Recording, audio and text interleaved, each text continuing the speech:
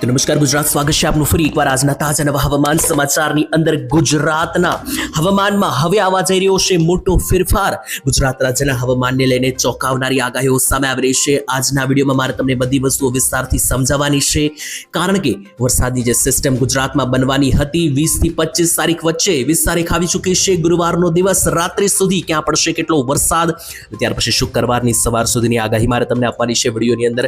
તો ટૂંકમાં આજનો આ વિડીયો હવામાનની દ્રષ્ટિએ ઘણો બધો કામનો અને રસપ્રદ રહેવાનો છે. તો આજના આ વિડીયોની અંદર ખાસ મિત્રો ગુજરાત રાજ્યના હવામાનને લઈને બધી જ માહિતી તમને આપવામાં આવશે. કઈ કઈ માહિતી આપણે જાણવાના છે આ વિડીયોની અંદર, ચાલો ફટાફટ હું તમને એક લિસ્ટ બનાવીને સમજાવી દઉં, કારણ કે ગુજરાતના હવામાનમાં હવે મોટા પાયે ફેરફારો આવી ચૂક્યા છે અને જેના વિશે તમને નહીં ખબર હોય તો મિત્રો ખાસ મોટી પ્રોબ્લેમ અને સમસ્યાઓ પણ થઈ શકે ખેડૂત તરીકે. તો સૌથી પહેલા આજના આ વિડીયોમાં હું તમને સિસ્ટમ સમજાવીશ, કારણ કે વરસાદની સિસ્ટમે હવે એક મોટો ટર્ન મારી દીધો છે.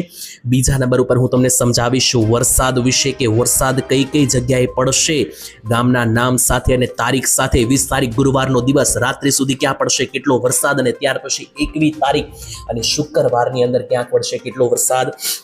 આ બધી જ માહિતી મારે તમને આપવાની છે. અને આટલું જ નહીં, ગુજરાત રાજ્યના હવામાનને લઈને ખાસ સૌથી મોટા સમાચાર કે ચોમાસું વિદાય લેશે તેવી અફવા ફેલાણી છે, એના વિશે પણ તમને સમજાવીશ. હવામાન વિભાગે પણ એક માહિતી આપી દીધી છે. અલનીનો સક્રિય થઈ ચૂક્યો છે, જેની ડર હતી એ જ જોવા મળ્યું છે. જી હા મિત્રો, લાંબા સમયથી ચોમાસાની જ્યારે શરૂઆત થઈ આ વર્ષે ત્યારે જ એક ચેતવણી આપવામાં આવી હતી કે આ વર્ષે જો અલનીનો આવશે તો સુપડા સાફ કરશે અને અલનીનોની અસરને કારણે ચોમાસું છેલ્લે નબળું પડશે એવી ચેતવણી પહેલેથી અંબાલાલે પણ આપી હતી અને નિષ્ણાંતોએ પણ આપી હતી.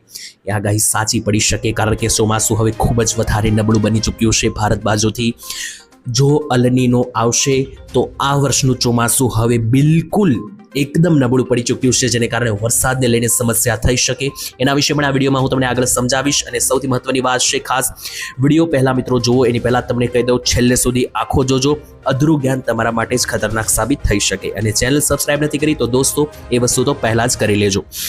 તો હવે મિત્રો વિસ્તારથી રેગ્યુલર સમજાવવાનું તમને શરૂ કરું. પહેલા સિસ્ટમો જોઈ લઈએ. તો ગુજરાત રાજ્ય પર હાલ આજની તારીખમાં પહેલા આજની જ અપડેટ આપી દો. તો 20 તારીખ રવિવારનો દિવસ છે, ત્યારે સોરી મિત્રો ગુરુવારનો દિવસ છે. 20 અહીંયા લખી દઉં ફરીથી મિત્રો, જોઈ લો 20 તારીખ અને ગુરુવાર બપોર પછીથી લઈને રાત્રિ સુધી તો મેઘરાજાનું તાંડવ ચાલવાનું છે. અને ત્યાર પછી 21 તારીખ શુક્રવારે પણ ખાસ ભારે વરસાદનો એલર્ટ છે. ત્યારે જોઈ લો ગુજરાત રાજ્ય પર અત્યારે હાલમાં જે છે તે ગુજરાત રાજ્યમાં કોઈ પણ મોટી સિસ્ટમ જે છે તે અત્યારે એક્ટિવ નથી.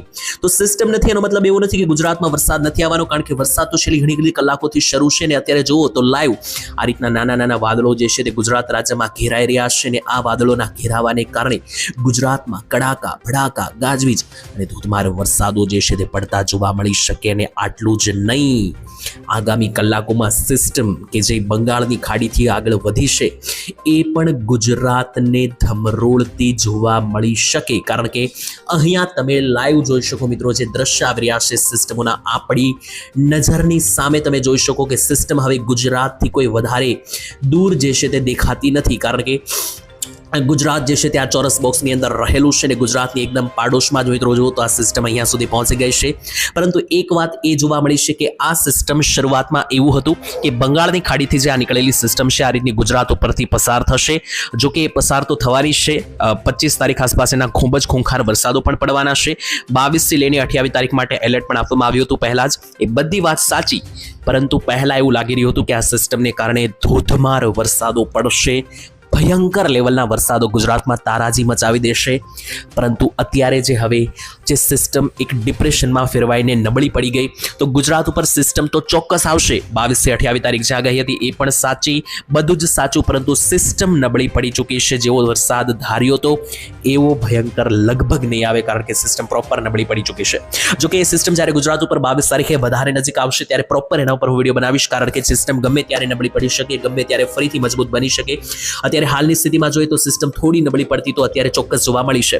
પરંતુ બીજી બાજુ ગુજરાત રાજ્યમાં રહેલા વાદળો જોઈ લો લાઈવ, અહીંયા ગુજરાત ઉપર મોટા પાયે વાદળો બનેલા છે. અને આ જ વાદળોને કારણે ગુજરાત રાજ્ય પર આજે વરસાદને લઈને સૌથી મોટી અપડેટ છે. તો ચાલો આજના દિવસની માહિતી લઈએ.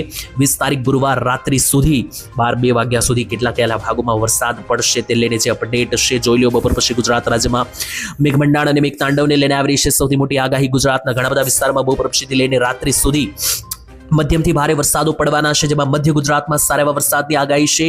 મધ્ય ગુજરાતના જે ઉત્તરીય ભાગો છે, જેમાં ખાસ અમદાવાદથી માંડીને સાણંદના વિસ્તારો હોય કે પછી બાવળા હોય, બાવળાથી માંડીને પછી કથલ હોય કે પછી કપડવંજ હોય કે બાલાસિનોર હોય, આથી લઈને પંચમહાલ, ખેડા, બધા જ જિલ્લાઓમાં મધ્ય ગુજરાતમાં જે છે તે મધ્યમથી ભારે અથવા હળવા વરસાદ જે છે તે પડી શકે. આજરે મધ્ય ગુજરાતનો જે નીચેનો પટ્ટો છે કે જ્યાં ગોધરા આવેલું છે, દાહોદ આવેલું છે, આણંદ આવેલું છે, વડોદરા આવેલું, આ બધા ભાગોમાં કોઈ ખાસ એવા મોટા વરસાદની આગાહી નથી. થોડી નબળી પડી છે અહીંયા વાદળીય ભાગો, એટલે આ ભાગોમાં હળવા ઝાપટા અથવા નહિવત વરસાદ જોવા મળશે. પરંતુ એનાથી વધારે નીચે આવીએ તો દક્ષિણ ગુજરાતમાં તાપી અને નર્મદા જિલ્લા ઉપર સારા એવા વાદળ હોવાથી અહીંયા જે છે તે મધ્યમથી હળવા વરસાદો પડી શકે. જો કે ભરૂચ જિલ્લા ઉપર કોઈ એવા ખાસ મોટા મહાકાય વાદળો દેખાઈ રહ્યા નથી. અહીંયાથી પણ નીચે આવીએ તો જોઈ લો, નીચે સુરતમાં પણ મિત્રો કોઈ મોટા વાદળ નથી. સુરતમાં આજરોજ વરસાદની કોઈ આગાહી રહેવાની નથી, પરંતુ નીચેના બીજા 3 જિલ્લા ઉપર સારા એવા વરસાદો જોવા મળી રહ્યા છે. નવસારી, વલસાડ અને ડાંગ, 3 જિલ્લા ઉપર ડંકાની ચોટ ઉપર વાદળો છે, જેને કારણે આ ભાગો ઉપર મધ્યમથી ભારે લેવલના ઝાપટાઓ, અમુક ભાગોમાં હળવા મધ્યમ વરસાદો જે છે તે આજે તમને પડતા જોવા મળી શકે. હવે અહીંયાથી મિત્રો આગળ વધવાનું છે ને વાત કરવાની છે સૌરાષ્ટ્રની, ત્યાર પછી ઉત્તર ગુજરાતની પણ માહિતી આપું, પરંતુ જોઈ લો પહેલા સૌરાષ્ટ્ર અને કચ્છની માહિતી લઈ લ્યો. તો સૌરાષ્ટ્ર ઉપર જુનાગઢ બાજુનો જે દરિયાકાંઠો છે ત્યાં આગળ સારા પાયે મિત્રો મોટી એવી સિસ્ટમ જે છે તે ખાસ કરીને બનેલી નથી, પરંતુ વાદળો ચોક્કસ જોવા મળી રહ્યા છે, જેને કારણે અહીંયા તમે લાઈવ જોઈ શકો મિત્રો કે ખાસ અહીંયા હું તમને દેખાડી રહ્યો છું. આ છે આખું આપણું સૌરાષ્ટ્ર. પહેલા તો જણાવી દઉં કે કયા કયા જિલ્લામાં વરસાદ નથી. તો સુરેન્દ્રનગર અને બોટાદમાં કોઈ ખાસ એવા મોટા વરસાદ દેખાતા નથી સૌરાષ્ટ્ર ઉપર. હવે વરસાદ ક્યાં દેખાઈ રહ્યા છે એ જણાવી દો અને પછી મધ્યમ વરસાદ જણાવું. તો પહેલા તો મિત્રો જે સારા વરસાદ દેખાઈ રહ્યા છે Junagadh border, Gir Somnath border, Dwarka border, Porbandar border, આ બધા ભાગોમાં અને મોરબી. આ 5 જિલ્લા મેં તમને જણાવ્યા, જુનાગઢ, ગીર સોમનાથ, પોરબંદર, દ્વારકા અને મોરબી. આ જિલ્લામાં મધ્યમથી ભારે ઝાપટા તાલુકા લેવલે પડી શકે, બધા જ તાલુકાઓમાં. હવે મધ્યમ વરસાદ કયા કયા જિલ્લામાં છે સૌરાષ્ટ્રમાં, એને વ્હાઇટ કલરથી માર્કઆઉટ કરું તો મધ્યમ વરસાદની જે આગાહી છે તેની અંદર આવે છે આપણું અમરેલી, ભાવનગર, રાજકોટ અને જામનગર. આ 4 જિલ્લા છે ત્યાં મધ્યમ વરસાદો જોવા મળવાના છે, એકદમ હળવા ઝાપટા જોવા મળવાના છે. કચ્છમાં આવી જાઓ, કચ્છમાં વરસાદની આગાહી થોડી આજે વધી રહી છે, જેમાં ખાસ મુન્દ્રા, માંડવી, નલિયા, નખત્રાણા, માંડવી, ભચાઉ, ગાંધીધામ લાગુના વિસ્તારોમાં જે છે તે ઝાપટા સ્વરૂપે વરસાદ જોવા મળી રહ્યો છે. બાકી કોઈ ખાસ વરસાદ નહીં, માત્ર ઝાપટા રહેવાના છે. ઉત્તર ગુજરાતની વાત કરીએ તો ઉત્તર ગુજરાતમાં તો કોઈ મોટા વરસાદની આગાહી નથી, પરંતુ ઝાપટા આખા ઉત્તર ગુજરાત ઉપર જોવા મળી રહ્યા છે. જેમ કે જોઈ લો, મહેસાણા હોય, મણિયારી હોય, પાટણ, સિદ્ધપુર, ઊંઝાથી લઈને રાધનપુર, થરાદ, ધાનેરા, સુઈગામથી માંડીને પાલનપુર, ડીસા, અંબાજી, ઈડર, ખેડબ્રહ્મા, પ્રાંતિજ, બાયડ, મોડાસા, આખો ઉત્તર ગુજરાતનો જે પટ્ટો છે આખા પટ્ટા ઉપર જોઈ લો મિત્રો વાદળો જે છે તે ચોક્કસ છે. એટલે કોઈ મોટો વરસાદ નહીં, પરંતુ હળવા મધ્યમ વરસાદો જે છે મિત્રો આ ભાગોમાં આજે રાત્રિ સુધી વાદળોને કારણે શરૂ રહેતા જોવા મળી શકે. તો આ રીતની અપડેટ હતી. હવે વાત કરવી છે મારે તમને કેટલાક ફોટા, કેટલાક નકશા કે જે મારી પાસે સામે આવી રહ્યા છે. જોઈ લો, ગઈકાલે ક્યાં વરસાદ પડ્યો 19 તારીખની અંદર. 19 તારીખમાં કોઈ વરસાદ જ પડ્યો નથી. ગુજરાતમાં એકદમ શાંત વાતાવરણ રહ્યું. ડાંગની અંદર માત્ર વરસાદ રહ્યો, એ પણ એકદમ ઝાપટું. બાકી વલસાડના કપરાડા, વાપી, વલસાડ, ધરમપુર અને પારડી, એટલે વલસાડના તો બધા જ તાલુકામાં હળવા વરસાદો ગઈકાલે પડ્યા. આના સિવાય કોઈ મોટા વરસાદો 19 તારીખે પડ્યા નથી. હવે વાત કરીએ મિત્રો ચોમાસાને લઈને ખાસ જે ડરામણી માહિતી આવી રહી છે ચોમાસાની વિદાય વિશે.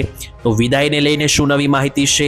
લાનીનો અને અલનીનો, જી હા મિત્રો, એમાં મુખ્યત્વે આપણે જે અલનીનો વિશે વાત કરવાની છે. તો અલનીનોને લઈને શું માહિતી છે બધી જ જણાવું. હવે મિત્રો આ વાત ખાસ કાન ખોલીને સાંભળી લેજો બધા જ લોકો, કારણ કે ચોમાસાની વિદાય વિશે હવામાન વિભાગે સામેથી કહી દીધું છે કે અફવાઓથી દૂર રહેવું. કોઈ વિદાય હમણાં રહેવાની નથી ચોમાસાની. ગુજરાતમાં તો હજુ 1 મહિના ઉપરનું ચોમાસું જે છે તે બાકી છે અને હજુ 2-3 રાઉન્ડ પણ બાકી છે. રહી વાત બીજી અલનીનોની, ચોક્કસ મિત્રો અલનીનોની અસર જોવા મળશે જ. 90% જેટલી આગાહી છે. જે હા મિત્રો, હવામાનના જે વૈજ્ઞાનિકો છે દુનિયાના, એ મિત્રો કોઈ ખોટું ના બોલતા હોય, કારણ કે પહેલા જ એમણે કહી દીધું હતું આ વર્ષે છેલ્લે ચોમાસું રડાવશે. પાકું મિત્રો એવું જોવા મળી રહ્યું છે. ઓગસ્ટ મહિનાના એન્ડથી સપ્ટેમ્બર મહિનાના શરૂઆતમાં અલનીનો મોટા પાયે સક્રિય બનતો જોવા મળી રહ્યો છે વૈજ્ઞાનિક સૂત્રોના આધારે, અને એને કારણે ચોમાસાને અસર થશે એવું લાગી રહ્યું છે. અત્યારથી તમે જુઓ તો આ મહિનામાં એવો કોઈ ખાસ વરસાદ રહ્યો જ નથી, અને છેલ્લા 10 દિવસ હજુ પણ કેવા જશે એના વિશે પણ પ્રોપર એવી કોઈ માહિતી નથી, કારણ કે સિસ્ટમ ક્યારેક વધારે મજબૂત તો ક્યારેક એકદમ નબળી જોવા મળી રહી છે. આ જો મિત્રો નકશો છે ગઈકાલે ક્યાં કેટલો વરસાદ પડ્યો તેનો. આની અંદર જુઓ તો આખા ભારતમાં મોટા પાયે વરસાદ રહ્યા છે. માત્ર ગુજરાત અને રાજસ્થાન ઉપર જ વરસાદ નથી પડ્યો. જોઈ લો, ગઈકાલે આ ગુજરાત અને રાજસ્થાનને છોડી દઈએ તો આખા ભારતમાં મિત્રો ગઈકાલે વરસાદ સારો પડ્યો છે.